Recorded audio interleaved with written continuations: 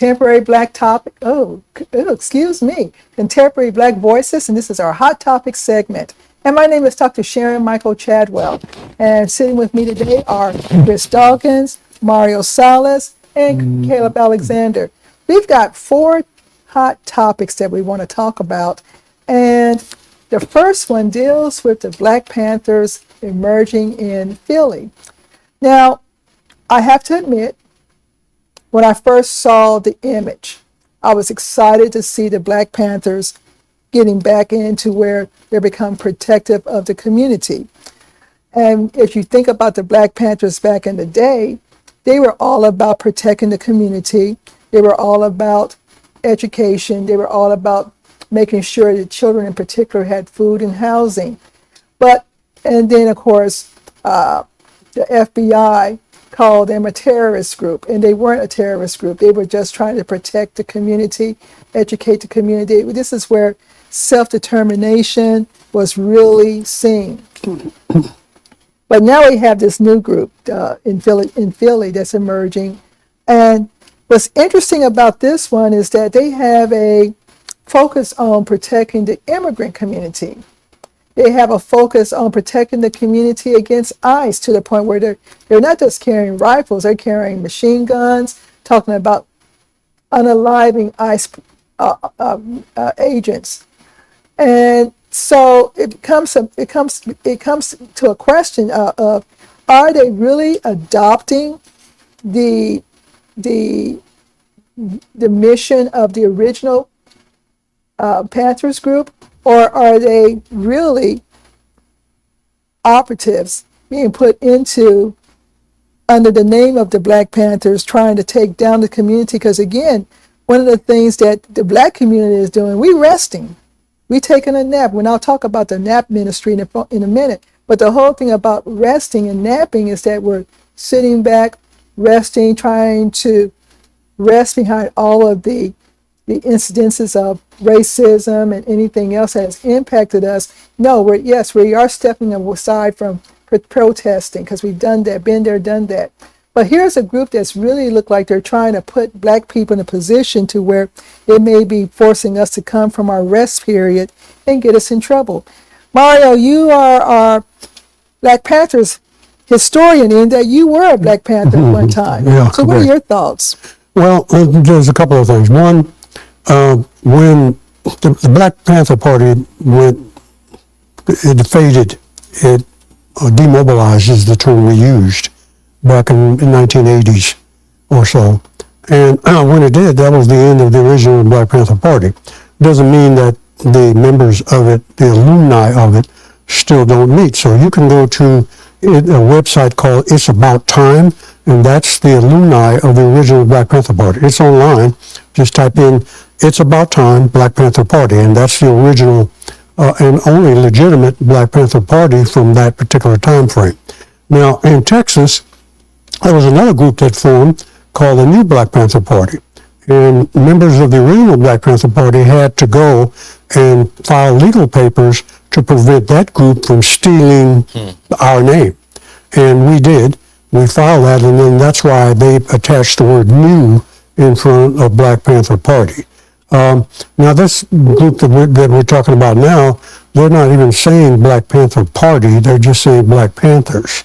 So and keep in mind the original name of the Black Panther Party was the Black Panther Party for Self-Defense. That's the whole name, the whole original name. And so the problem is, and I don't have a problem with anyone that's seeking justice and freedom, but I do have a problem with people that are stretching the meaning of what it meant to be a Black Panther. For one, Black Panthers never, like what this guy did, never went around talking about who they were going to shoot and who they were going to kill and all that kind of stuff. Black Panthers didn't do that because that's a recipe for being destroyed right out. But also was an indication that the person saying that could be an informant or connected to the FBI's program, which was called COINTELPRO at the time, and that was to infiltrate the Black Panther Party and any other group, for that matter, Martin Luther King for that matter, infiltrate that group with spies who would then try to generate ideas that would put them at odds with the law. That way you try to get them to commit crimes, and that way the cops can come and destroy a group or an individual. They actually did that with Fred Hampton in Chicago, when one of the main guys working with him was actually an informant. And who's always talking about shooting people and all that kind of stuff. So usually and oftentimes in the movement, we learned a long time ago, anybody talking that I call it ultra leftist thinking, anyone saying that could be a spy. Because people who are fighting for freedom, you don't give away your cards like that. You don't broadcast what you could or might do. You just don't do it for a number of reasons. And so you're always weary about people doing that. I remember one time we even got books in the mail that the books actually had a picture of how to harvest or how to farm with hogs on the farm, and it said agricultural department on the label on the book. And we got dozens of these books. You opened it up, it was how to make bombs. And so our first thought was, nobody sent this to us but the FBI. And so that's the shrewd kind of tricks that the government used in the past, and it looks like they're up to it all over again under the Trump administration. So, go ahead. Let me ask you this. The original Black Panthers, to me, was more of a holistic type of organization. I think it started with the making lunch or breakfast for the kids and different things like that. So it was a holistic type of organization. And correct me if I'm wrong, they were only working with Black people. Okay? And the thing that you said that makes me question is when you said they're working with immigrants as well. And I'll have to correct you that you're wrong. Okay. Because the Black Panther Party, the original Black Panther Party, had coalitions with Puerto Ricans, the Young Lords group. Okay. It worked with Puerto Ricans in New York.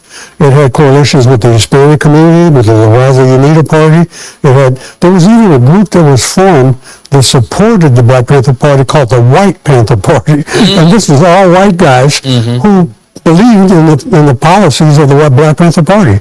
So the Black Panther Party was never, and we had a term for that, was never a cultural nationalist group. It was always a revolutionary group. Okay. And that's different from, people that wear dashikis. Nothing wrong with wearing dashikis and changing your name to Kwame and Nkrumah or whatever. Nothing wrong with that, but they were never into that. They were more into, we're concerned with revolution, we're not concerned with name changes and things like that. So it always had a working relationship with non-Black organizations from the beginning, from the very beginning. Thank you for that. Yeah, and they would always emphasize, we don't believe in any form of racism whatsoever, none. And any Black Panther that would say something that was ethnocentric, or you might say racist, could be expelled from the Black Panther Party. Wow. So you call a white person a cracker, you could be expelled, unless that cracker was a cracker. Meaning he was a racist, you see. But referring to all whites as cracker, that might be expulsion. Or referring to all Mexicans as the negative term for, it's not Mexicans, it's Meskin. That's a negative term for people of Hispanic descent. You could be expelled from the Black Panther Party for using that term. Wow. So it was totally anti-racist. It was never nationalistic, it was revolutionary. So it seems like this is going to be a group that we'll have to just watch. Yeah, we don't know where they're coming from. We just watch them. It's kind of like, what's going on? Especially when the language that he speaks. You dig, you dig. When was the last time that someone used the term? You dig. 1968. I did it. I used the other day. You dig. Oh, okay. But it melded. It went to the future, but it was the older term that went with Eldridge Cleaver. Yeah. That was his album called Dig. Yeah. And so I did mention that we're as a Black community, most of us are resting. We're not getting involved in all of these protests. We're just sitting back, resting. So I did find something that caught my attention, that this idea of resting probably has emerged from what's called the NAP ministry. Have you heard of that? No. And so it was founded by Tricia Hersey in 2016. And it is a movement within the Black community that centers rest as a form of resistance against systemic oppression, particularly white supremacy and capitalism. And it challenges the cultural norms that equate with constant productivity and highlights rest as a radical act of healing, liberation, and collective cure. So we're resting.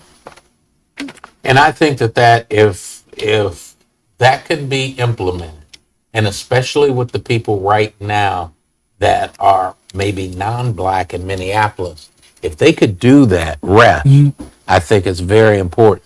Why do I say that? Because everybody knows that this administration is looking to do or to call them insurrectionists. Okay?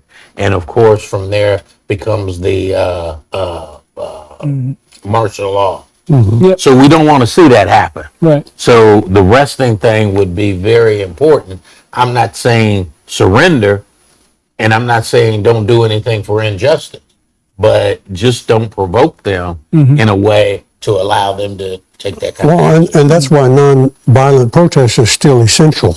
You can stand on a public sidewalk and violently protest all you want, but then when somebody throws a bottle, and the person throwing the bottle may be working with ICE in order to incite the crowd, so you don't know who's throwing the bottle. It could be somebody that's just angry. And, anger is it's human.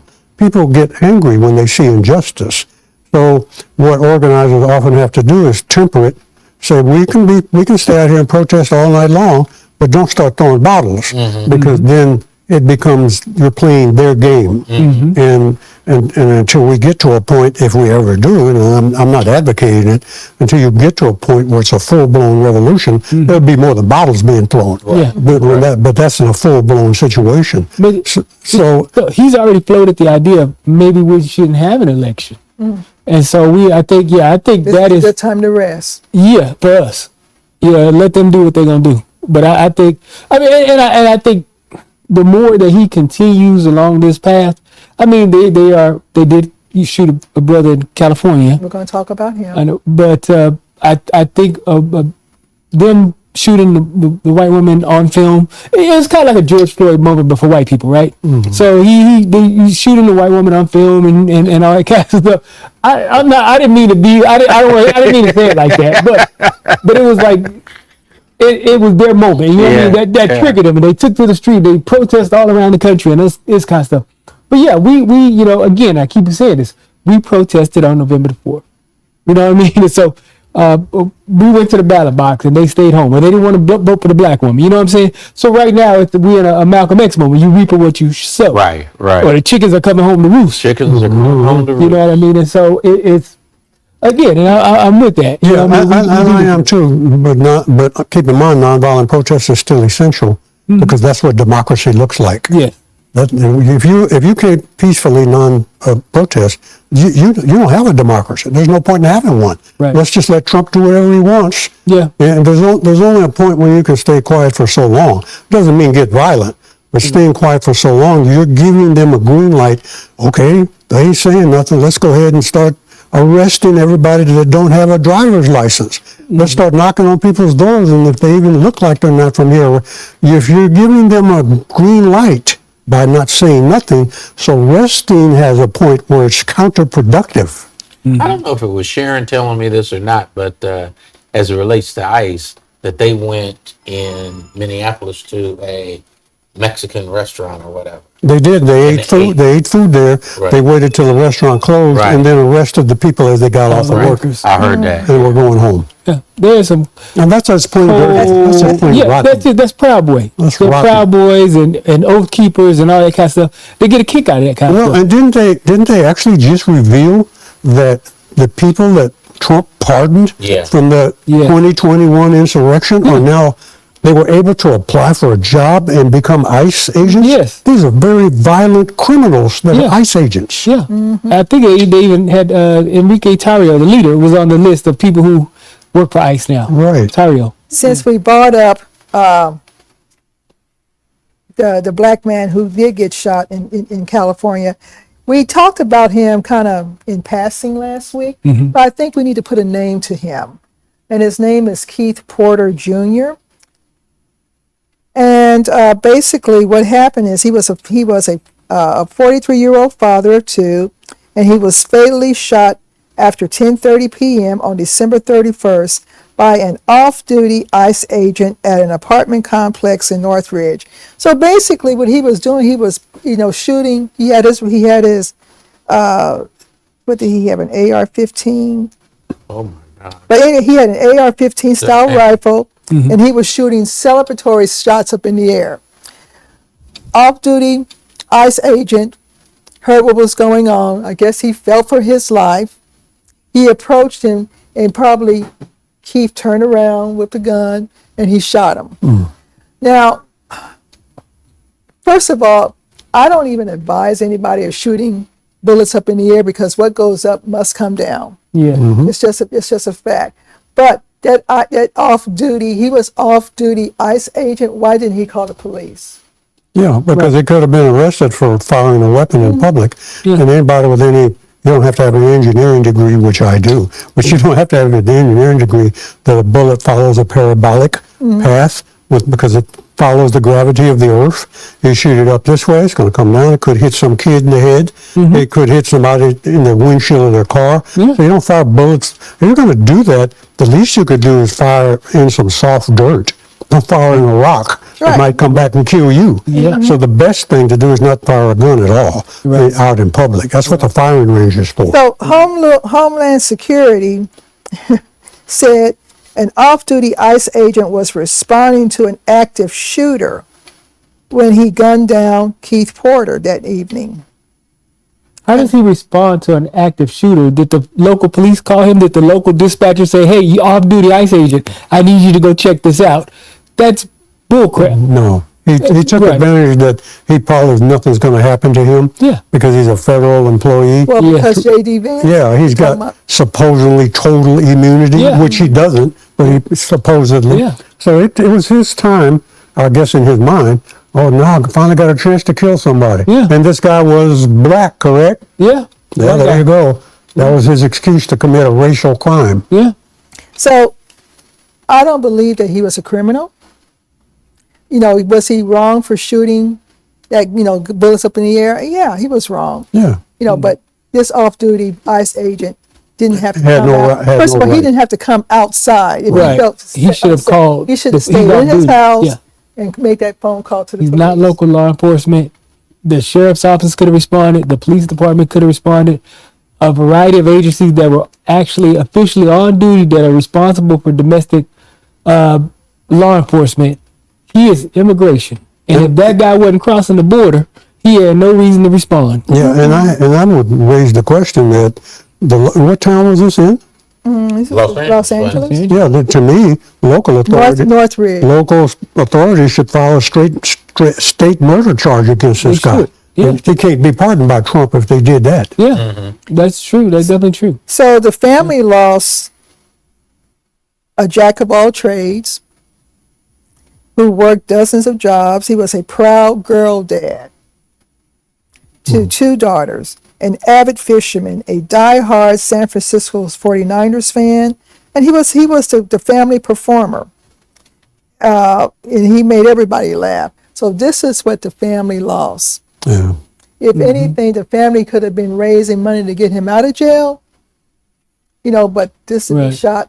Yeah, Yeah. And a stupid mistake doesn't get you a death penalty. right, exactly. Yeah, so anybody saying, well, you shouldn't have been doing it. Well, yeah, but you don't get a death penalty for Right, that. right. And the officer is not judge, jury, and executioner. Right. So yeah, that's why we have a court system, a legal system, a court system. We used to have a court system.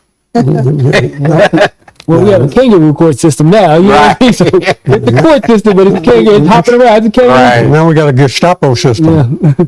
So another hot topic is the fact that the DOJ is going to help clean the voter records. Oh my God. And so the Trump administration is sweeping legal effort to obtain American sensitive data from states' voter rolls is now almost entirely reliant upon, check it out, a Jim Crow era civil rights law passed to protect black voters from disenfranchisement, a notable shift in how the administration is pressing for demands. And so the Justice Department says it wants to use the registration records to help states clean their rolls by comparing it to other data sets held by the government. Now, Texas has already sent all of the voter registration names to the DOJ. I'm seeing all over Facebook. Make sure you want to, check your text. Make sure you're on the voter registration page. Make sure you're there. What are they comparing the records against? Against Trump's comment that the Civil Rights Act caused great harm to white people. That's a Trump quote. I don't know if y'all saw that or not. That civil rights has caused a great harm to white people. Trump. So it looks like the Department of Justice is following his orders as usual. Now, what would be interesting is, I don't know on my voter registration card, I don't have my ethnicity on the card. I don't believe it's there. What would really be interesting is if they wipe out a lot of white voters. Well, a lot of voters, yeah, because a lot of voters with Latino and or African American sounding surnames, I'm sure are probably going to get tossed. Well, yeah, they're looking for Hispanic names. They also would be looking for Nigerian names, African name, or any kind of name that they could perhaps identify as someone that could be an illegal alien, or just identify them to harass them, whether they're illegal or not. That's what the bottom line is. When they can't win, in my opinion, the Republicans are going to lose 30 or 40 seats come November. They're going to get wiped out, in my opinion. So what do you got? What can they do to prevent that from happening? Cheat. Don't certify the election. Yeah. Get rid of voter registration rolls. Yeah. Redistrict lines. Everything that they're doing now is for the purpose of them trying to hold on to the Congress, which I don't think even all of that they'll be able to do it. They're going to lose it. Oh yeah, he's already said if we don't win in November, I'm getting impeached. Yep. He knows it. And some of them might go to jail, which is what a lot of people are hoping for. Yeah, they need to. And I have my popcorn. Christian Ohm needs to be first. Oh, stay calm. We need to bring back the firing squad. Pam Bondi needs to go to prison for sure. He needs to go to, Marco Rubio, the whole crew. Yeah. Is Pam Bondi on the Epstein list? Yeah. She is. He right? needs to go. She was hanging out at that island with a bunch of you know who. Yeah. Hexef needs to definitely You go. know who hung out at Epstein's island, right? You know he had an island. Yeah. Well, who went there? Who was kidnapped to go there? Don't say the word, but you know what I'm talking about. He said, don't say the word. All right. The last thing we're going to talk about is the topic of delineation and what this has to do with FAFSA, or the federal financial aid applications.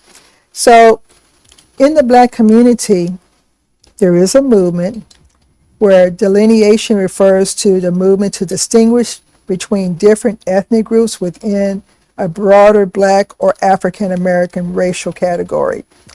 It is specifically used for groups like ADOS, American Descendants of Slavery, FBA, Foundational Black Americans, and Salon, which is So American, to separate their identity and petition political classes from those of Black immigrants, such as those from the Caribbean or Africa. Now, I, for one, am for delineation, because in the past, what we have seen is this: Black man shoots shop owner, and we just say it's a Black man. It was a Black man. But now what we're seeing is Haitian, we're seeing Somalian, we're seeing what Black man. And I was talking about this with an associate of mine. She's from Haiti, and she says she agrees with the need to delineate so that we can have our focus on a particular group and not the whole group as a whole. So the purpose of delineation also was to, if and when we get reparations, and we say you have to be foundational Black Americans or from the ADOS or Salon, it goes to that group versus the broader groups such as Ghanaians, Nigerians, whatever. So also resource allocation. how do you handle these resources? Do you go to foundational Black Americans? Do you give your money to Haitians? Do you give your money to Ghanaians? Do you give your money to Somalians? So to me, it is a movement that we should support. But what has this got to do with FAFSA? Well, don't you have to also indicate where you were born? I mean, because if you're second generation Nigerian, what difference does it make if you were born in San Antonio and you're a second generation Nigerian? What difference would that make? Well, I think the whole idea is to distinguish Black Americans from those who are Nigerians, Haitians, whatever. Because just think about it.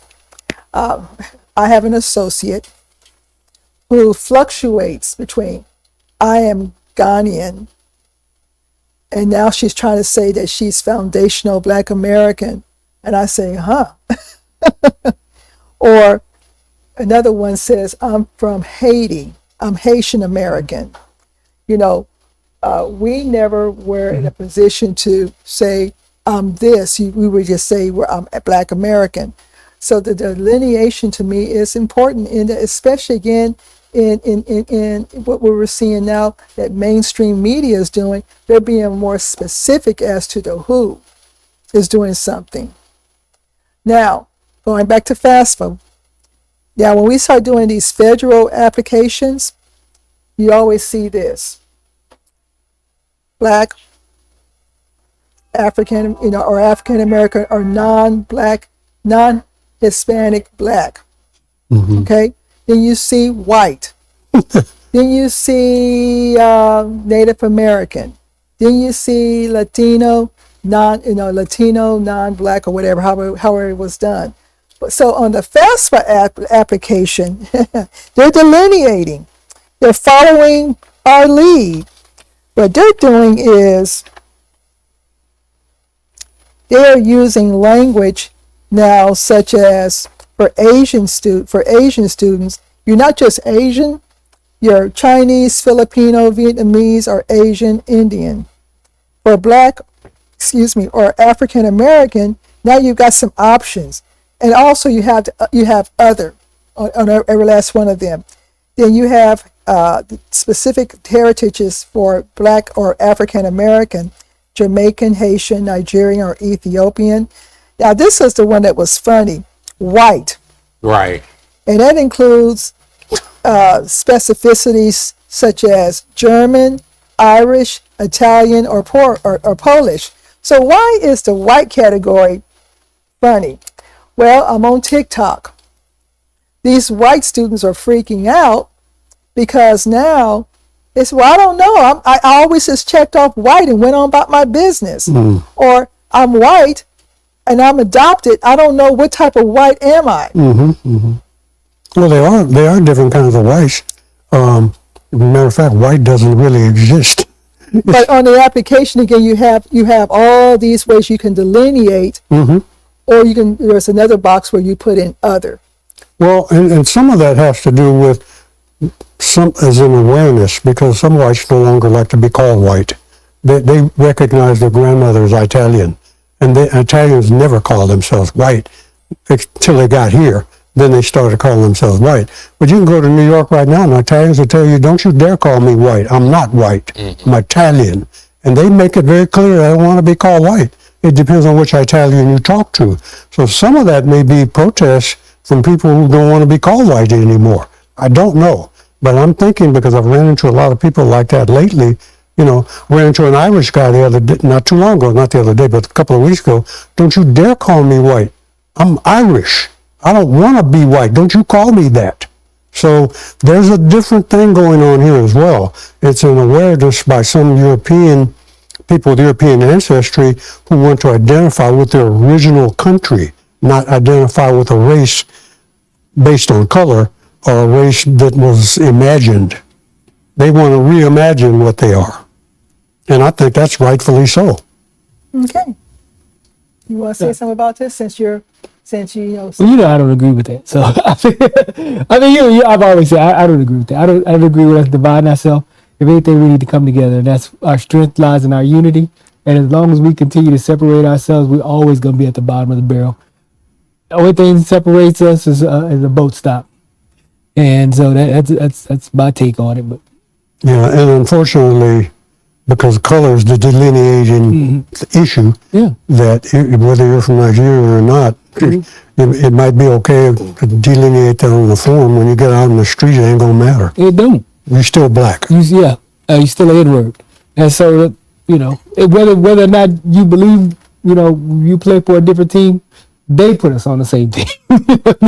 When we got here, they put us all on the same team. So And some people are now starting to write on the form human, where it says other. Yeah, One human. guy, he said, I write human in there all the time. Yeah. I said, well, you might not get the grant. And he said, no, I'll still get it because remember, they're not supposed to give it based on color. yeah,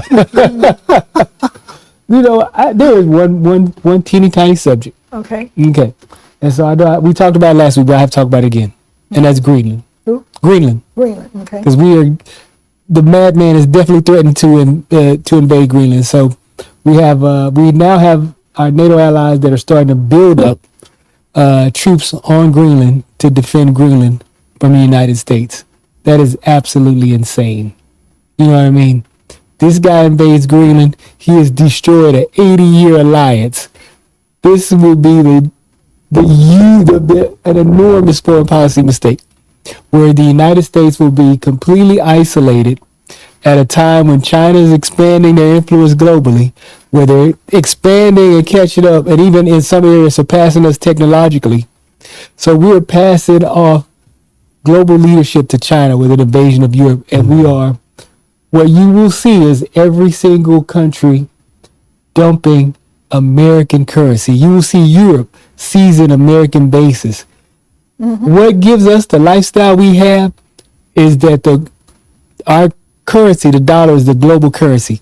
And the moment the world stops trading in dollars, We're through. we are done. We're done. We're done. We become a third world country, And the rest of the world wants to see that definitely. especially China. Right. Yeah. They want to Yeah. see that done immediately. Yeah, this will be the biggest foreign policy mistake. We will have ended the American experiment. See, Trump will have ended it single-handedly while the idiots at MAGA cheer him on. This is all because of greed and Yeah. want to have power. Yeah, There is something else I heard this morning. Now, I'm going to throw it out here because it was an interesting topic. They're saying that there is that the Arctic, the Arctic is melting. They're saying that, and the only area where there are snow caps still available is Greenland. Okay. But supposedly there is a spaceship that they found out there that's been there for years that is still working. And Alien or American? I don't know. Right. Yeah. From Mars. And so Me?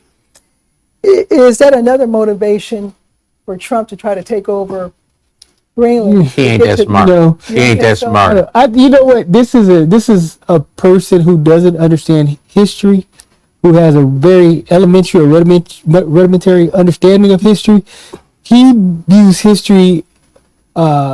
He's looking at his presidency, right? They all look at this in terms of how they're going to be remembered. So to him, great presidents are the ones who expanded territory, right? He wants to live on to his Teddy Roosevelt fantasy. He wants to bring back the battleship, and he wants to have the Trump doctrine, right? And he wants to. So his understanding of history and what makes a president great is lacking. yeah. And so And that's why he'll accept, which was a stupid thing to do, Yeah. the Nobel Peace Prize I don't think that was the real prize. from that lady she has to be a mad woman. Yeah. I mean, she has to be nuts. I don't think that was the real prize. And for him to even accept it, yeah, Fake or not. it tells a whole lot about him. it You does. can't get it the legitimate way, so Yeah. he accept it from a kook. Take She's somebody obviously else's. Why would you give away the biggest award in the world Yeah. to a man it says peace award. Yeah. It doesn't say the violent award. Yeah.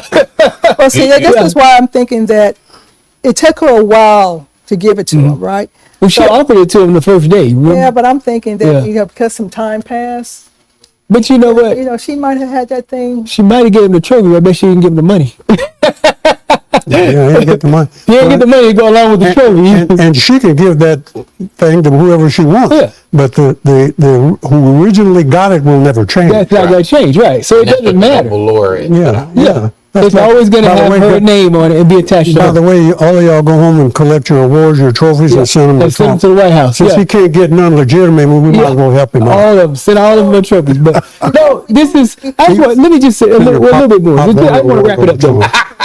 And I just but this is the most Americans are horrible at geography, right? So first off, Trump's reason is that he needs to protect Greenland from Russia, right, and China. Russia is next door to Ukraine. They couldn't win by walking next door. You understand what I'm saying? Yeah. And it wasn't something that it didn't need a long logistics train. It didn't need anything. You just had to walk into Ukraine. And it's been over 3 years and they still couldn't defeat Ukraine, let alone take Greenland from NATO. Mm-hmm. That's ridiculous. The other thing is he needs to protect it from China. In order to move that many men and materials, you have to have a lot of really big logistic ships. You have to have a lot of transport planes. China does not have the logistics capability to move that amount of men and material across the ocean, the Northern Pacific Ocean, across the Arctic Ocean to reach Greenland and then sustain that, because once you even invade, they need to resupply. They need food. They need oil. They need bullets. They do not have the logistics capability to take Greenland from any NATO country. Right. In order for China to get to Greenland, they have to pass through the Bering Straits, past Alaska, which means the United States and Canada would have to sit on their hands while a Chinese fleet passed by the U.S. and Canada on their way to invade a NATO country. Mm-hmm. It is utterly ridiculous. So it falls on its face. Just Americans just need to read a basic map to understand how stupid this claim is. And we know Americans ain't going to do that. They can't even tell you what the capital of Texas, half of them can't tell you that. Exactly. But you know, because Trump is so good at lying and his followers are so good at being stupid, that he could make the claim that Greenland is owned by Russia and someone would believe it. Still believe it. Right. And then to go and declare war against Greenland, Yeah. and then everybody would be, the dummies would be saying, "What is Russia right Yeah. now?" That's what they would. That's how stupid they are. Well, I don't think we understand how dumb they are. Yeah. But I want to close with this one question. How many years do you think it's going to take before the United States gains some type of respectability from international nations? I think it's gonna be a long time, because if we could elect this Enough. guy, Third time, yeah, 34-time felon. what's gonna keep us from doing it again? So that's the scary part, is American fundamentalism. The day after Trump's election, all the UK newspapers are saying, "How can 65 million Americans be so stupid?" That was their headline. You know what I mean? And so it's just the trust is gone. We can't be trusted. Yeah, we can't. They can't trust the American electorate. Right. Not just Trump, but they can't trust the people who actually put him in power, which is half of us. All of this to me is the downfall of America. I mean, it's just Babylon has bring, fallen. huh? Babylon has Yeah, fallen. it's one brick at a time that's going, and everything you're saying is true. Yeah. It can't happen, but when you talk about the invasion, that's too complicated for him. I mean, the military will look at that and look at it the same way you do, but when they get the order that they've got to protect, Right. what do? They ain't gonna. They don't want to lose their job. Right. They want to lose their generalship. Right. You know. Right. So they're gonna So- go do it. Right. That's are they going to invade a NATO country, or invading Greenland means that we are declaring war on 31 countries at the same time. That's what that means. We're not just taking Greenland. We are officially declaring war against 31 of our closest allies. And he don't understand that, and he don't want to hear it. Okay, Yeah. he don't want to hear it. If it comes down to it, that's what he's going to do. My question in all of this is: this supposed to be a distraction because of the Epstein files? But, Exactly. But this is the other question, though, right? Are Americans willing to send their sons and daughters to go and die on a frozen tundra for the vanity of an old man. Yeah. 'Cause that's what it's all And about. his son won't go. Barron ain't going. Barron will not be there. So yeah, and, yeah. and you see what those NATO countries did. Then I got Swedish troops there, German Yeah. troops, English troops, Yeah. Canadian troops. Finnish troops. Yeah, they're all there. Yeah. And those are tripwires. Those are let you know if you fire you're declaring war on 31 of the next most powerful countries in the world. So the whole thing could be, like you said, another bluff to distract from the Epstein files. Yeah. And he did another bluff by saying he thinks he's not going to allow the November elections to take place. Yeah. And then he Yeah. turned around and said, I'm just joking. Yeah. But you see how that's a Every distraction. joke is Yeah. true. Yeah, there's some truth to every joke. Yeah. Yep. Well, we've had a lot to discuss today, and hopefully our listeners, have comments. Put your comments in there. But before we get finished, we want to thank our producer Carl Booker for putting up with us today and allowing us for going over our time. So, with that being said, this is Contemporary Black Voices, where we tell our stories our way. Do we have any viewers?